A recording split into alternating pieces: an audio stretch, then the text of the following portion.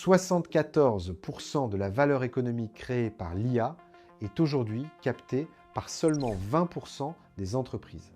Ce chiffre est intéressant, non pas parce qu'il raconte une domination abstraite des grandes structures, mais parce qu'il dit quelque chose de beaucoup plus concret. L'écart se creuse surtout entre ceux qui savent quoi faire des bons outils au bon moment et ceux qui passent leur temps à tester des nouveautés sans jamais vraiment changer leur manière de travailler. C'est précisément le problème de beaucoup d'entrepreneurs aujourd'hui. Ils ne manquent pas d'outils, ils en voient même trop. Chaque semaine, un nouveau comparatif apparaît. Un nouveau créateur explique que son stack est indispensable. Et une nouvelle démonstration donne l'impression que si l'on n'adopte pas immédiatement tel ou tel produit, on prend déjà du retard. À la fin, on se retrouve avec une dizaine de comptes ouverts, quelques essais gratuits en cours, une sensation de dispersion, et cette question qui reste entière. Lequel de ces outils mérite vraiment une place dans mon quotidien? Dans cette vidéo, je vais donc prendre le problème à l'envers. Je ne vais pas partir de la promesse des outils. Je vais partir de vos moments de travail. Autrement dit, je ne vais pas vous dire quels sont les outils les plus impressionnants en général, mais ceux qui me paraissent les plus utiles selon le type de friction que vous rencontrez. Écrire plus vite, travailler à partir de documents, capitaliser ce que votre entreprise apprend, capturer correctement les réunions, automatiser ce qui se répète, prototyper une idée ou produire des visuels assez vite pour tester un angle. L'objectif n'est pas que vous installiez les 10. L'objectif, c'est que vous identifiez le bon premier outil pour le bon premier problème. Parce qu'un bon outil IA ne devient pas précieux au moment où il vous impressionne. Il devient précieux au moment où, très concrètement, il enlève un frottement récurrent dans votre semaine et vous redonne de l'attention là où vous en aviez perdu. Outil numéro 1, ChatGPT. S'il fallait conseiller un seul point d'entrée à quelqu'un qui veut commencer sérieusement, sans construire tout de suite une pile complexe, ce serait probablement celui-là. La raison est simple. C'est un assistant généraliste qui peut aider à rédiger, analyser, synthétiser, automatiser des tâches répétitives et accélérer une grande variété de travaux quotidiens.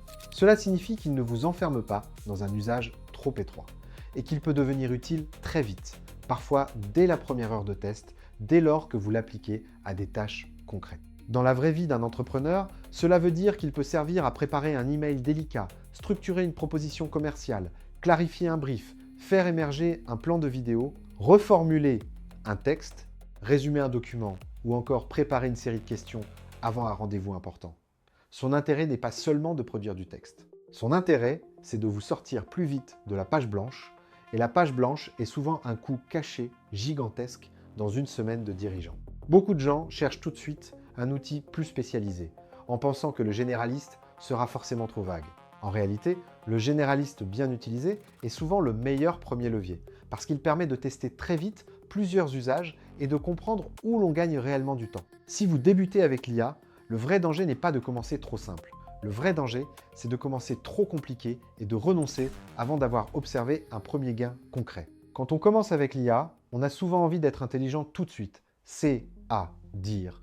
De choisir l'outil le plus spécialisé, le plus avancé, le plus impressionnant. En pratique, c'est souvent une erreur. Le meilleur premier choix n'est pas forcément l'outil le plus sophistiqué, mais celui qui vous rend immédiatement service sur plusieurs tâches réelles. Et c'est précisément ce que fait un outil comme ChatGPT. Il vous aide à structurer un message, résumer un document, clarifier une idée, préparer une réunion ou lancer un brouillon sans vous obliger à redessiner tout votre système de travail. Pour beaucoup de gens, le vrai point d'entrée, ce n'est pas la stack parfaite. C'est simplement le premier outil qui enlève la friction du démarrage. Outil numéro 2, Claude. Là où ChatGPT joue volontiers le rôle de l'assistant généraliste, Claude devient particulièrement intéressant quand le cœur de votre travail est fait de documents longs, de réflexions structurées et de contenus qui demandent davantage de continuité. Si vous rédigez des notes stratégiques, des synthèses de rendez-vous importantes, des offres élaborées, des cadrages de missions, des analyses clients ou des documents internes un peu complexes, Claude peut apporter une vraie sensation de confort. On a souvent le sentiment qu'il accompagne mieux les contenus denses, qu'il garde une forme de stabilité dans la structure et qu'il permet de travailler moins dans la précipitation. Il ne s'agit pas de dire que Claude remplace ChatGPT, ni l'inverse. Il s'agit plutôt de reconnaître que, selon la nature du travail, le meilleur outil n'est pas toujours le même. Si votre semaine repose surtout sur des brouillons rapides et des tâches variées, un généraliste fera très bien l'affaire. Si votre valeur se joue davantage dans la qualité de documents plus profonds, plus longs, plus argumentés, Claude mérite souvent un vrai test. Outil numéro 3, Gemini. Il y a une erreur extrêmement fréquente dans le choix des outils IA. Vouloir absolument sélectionner le produit qui semble le plus fort sur une démo isolée, alors que le facteur décisif est souvent ailleurs, dans l'intégration. Si votre équipe passe sa journée dans Gmail, Docs, Drive et Meet, un outil comme Gemini peut devenir très cohérent parce qu'il travaille déjà à l'intérieur de votre environnement. Et cette intégration compte énormément, parce qu'un outil légèrement moins spectaculaire, mais déjà présent dans votre terrain de jeu, peut s'avérer beaucoup plus rentable qu'un outil brillant, mais périphérique. Le gain ne vient pas seulement de la qualité des réponses. Il vient du fait que vous évitez les allers-retours constants. Vous résumez un fil d'email sans sortir de Gmail, vous préparez un brouillon dans Doc sans changer d'environnement, vous récupérez des notes d'action issues d'une réunion sans refaire tout le chemin à la main. Ce que vous gagnez n'est pas seulement du temps brut, vous gagnez aussi en continuité d'attention. Outil numéro 4, Notebook LM. C'est probablement l'un des outils les plus intéressants pour tous ceux qui ne souffrent pas d'un manque d'idées, mais d'un excès de matière. Dans beaucoup de métiers, le vrai problème n'est pas de produire à partir de rien. Le vrai problème, c'est de lire, croiser, condenser et transformer en décisions des PDF, des comptes rendus, des notes, des études, des transcriptions ou des retours clients déjà existants. Si vous préparez un rendez-vous important, une vidéo, une proposition, un recrutement, un audit, une réflexion produit ou une synthèse d'équipe, Notebook LM peut devenir beaucoup plus utile qu'un chatbot généraliste posé dans le vide.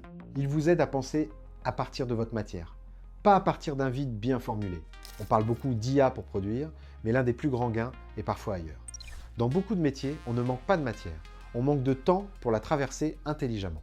Et c'est précisément là qu'un outil comme Notebook LM peut devenir plus rentable qu'il n'en a l'air, parce qu'il ne vous aide pas seulement à écrire. Il vous aide à comprendre, croiser, résumer et décider à partir de vos propres sources. Outil numéro 5, Notion AI. Notion AI ne doit pas être réduit à un simple assistant d'écriture. Si votre entreprise souffre moins d'un manque de production que d'un manque de continuité entre ce qu'elle apprend, ce qu'elle décide et ce qu'elle retrouve ensuite, alors Notion AI devient un choix particulièrement cohérent.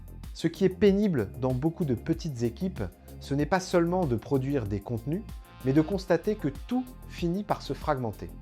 Les décisions restent dans un document, les tâches partent dans un autre, les process s'accumulent dans un coin, les comptes rendus vieillissent dans un dossier. Et au bout de quelques semaines, il devient plus simple de reposer la question que de retrouver la réponse. C'est précisément ce type de fatigue invisible qu'un bon espace de mémoire de travail peut réduire. Outil numéro 6, Nuta. Une réunion mal capturée ne donne pas immédiatement l'impression d'être un problème majeur. Et pourtant, elle coûte extrêmement cher. Elle crée des décisions floues, des actions oubliées, des responsabilités mal réparties et des relances qui auraient pu être évitées. Pour toutes les structures où les rendez-vous, les visios, les points internes ou les appels clients occupent une place importante, un outil comme Nuta peut représenter un gain très direct. Ce qu'il faut comprendre, c'est que la valeur ne vient pas seulement de la transcription. Elle vient du fait que l'après-réunion cesse d'être un moment de reconstruction. Dans beaucoup d'équipes, on passe un temps absurde à refaire. Après coup, ce qui aurait dû être capté pendant l'échange. Qui a décidé quoi? Quelle relance doit partir? Quelle tâche doit être créée? Où se situe réellement le point d'arbitrage? Quand cette après-réunion devient plus propre, la semaine entière se fluidifie. Outil numéro 7, Gamma. Gamma est particulièrement intéressant parce qu'il répond à une fatigue que l'on sous-estime souvent, celle de la mise en forme. Pour un dirigeant, ce n'est pas un simple confort esthétique, c'est un accélérateur de concrétisation. Dans la pratique, beaucoup d'idées utiles se perdent non pas parce qu'elles sont mauvaises, mais parce que leur passage vers un support montrable demande trop d'énergie. Il faut organiser la structure, gérer la mise en page, trouver une forme acceptable, rendre le tout partageable, puis seulement commencer à itérer. Un outil comme Gamma raccourcit cette distance entre l'idée et le support. Vous partez d'une matière imparfaite, vous obtenez quelque chose de montrable plus vite, puis vous affinez. On croit souvent qu'un outil comme Gamma fait surtout gagner du temps sur le design. En réalité, le plus gros gain est souvent ailleurs. Il est dans le fait de ne plus partir d'un support vide. Or, un support vide, ce n'est pas seulement un problème graphique, c'est une résistance mentale. Dès qu'un outil vous permet de passer plus vite d'une intention à une première forme présentable, vous gagnez du temps, bien sûr, mais vous gagnez surtout de l'élan. Outil numéro 8, Zapier. Zapier n'est être pas l'outil dont on parle avec le plus d'enthousiasme sur les réseaux. Et pourtant, il fait souvent partie des plus rentables. Dans une petite entreprise, une énorme partie de la fatigue ne se voit pas toujours. Elle se niche dans les gestes invisibles. Copier une donnée, créer une tâche après un formulaire, transférer une information, relancer une personne, enrichir une fiche, déplacer un élément d'un outil à l'autre. Ces gestes ne ressemblent pas à un problème stratégique. Et pourtant, ils consomment une quantité impressionnante d'attention au fil des jours. C'est précisément pour cela qu'ils sont si précieux à automatiser. Le gain ne vient pas d'une grande révolution spectaculaire. Il vient de la disparition progressive des micro-manipulations qui fragmentent la journée. Outil numéro 9, Cursor. Cursor devient très intéressant dès qu'un entrepreneur touche, même partiellement, au produit, au code, au no-code avancé ou à la création rapide de prototypes. Ce qui le rend particulièrement utile, ce n'est pas seulement sa puissance technique. C'est le fait qu'il aide à raccourcir le trajet entre une idée et quelque chose de visible. Or, ce trajet est souvent trop long dans les petites structures. On a une intuition, une amélioration produit, une idée de micro-outil, une envie de test, mais il faut ensuite ouvrir le chantier, clarifier le besoin, démarrer la fabrication et dépasser l'inertie initiale. Plus cette distance est grande, plus l'idée risque de rester abstraite. A l'inverse, dès qu'on peut produire rapidement une preuve de concept, une démo, une première version imparfaite mais testable, la conversation change. L'idée rencontre enfin le réel. Outil numéro 10, Midjourney. Midjourney reste une référence utile dès qu'il faut produire rapidement des visuels originaux, poser une direction créative, explorer des ambiances ou tester des concepts visuels pour une marque, une offre, une miniature ou une campagne.